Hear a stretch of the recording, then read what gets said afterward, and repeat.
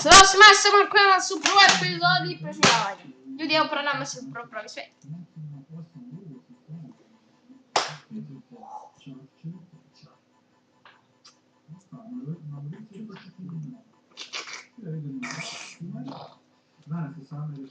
Eto ljudi, stvorili smo se negdje. Samo vidim. Ajmo. Ubaguje nam ljudi jako dosta. Zašto? Ljudi, klip neće biti duži od nekih, šta da vam kažem. Ajte se ljutite puno, ali neće biti duži nekih 2-3 minuta. Zato što treba puno vremena da se okačim. A ja to vreme mogu da napravim novi klip. Novi 5 klipova. Pošto sam se ovdje stvorio, negdje ću da napravim tu i utočište.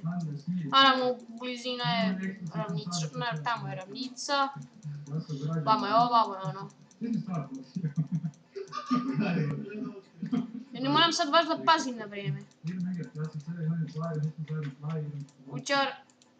Kućarak. Mogu da se sakrijem od zombija. Ako nisam opet uključio zombije, ne znam šta ću raditi od sebe. Opcije.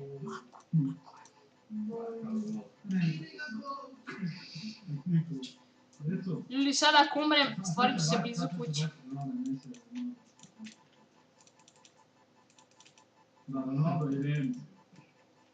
Već potrošilo se. A ljudi, moja prva kuća neće biti... Neće biti neka specijalna. Biće ovako šarena, polu ovo, polu ono.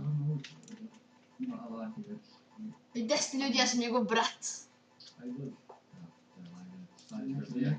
Ne obraćajte pažnju.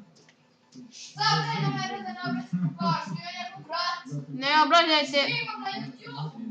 obraćajte pažnju na zvuke u pozadini.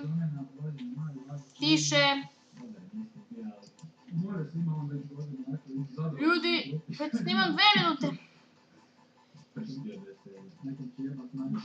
I to je što se tiče ove epizode. Hvala što ste gledali ovaj video. Vidimo se vrlo uskoro.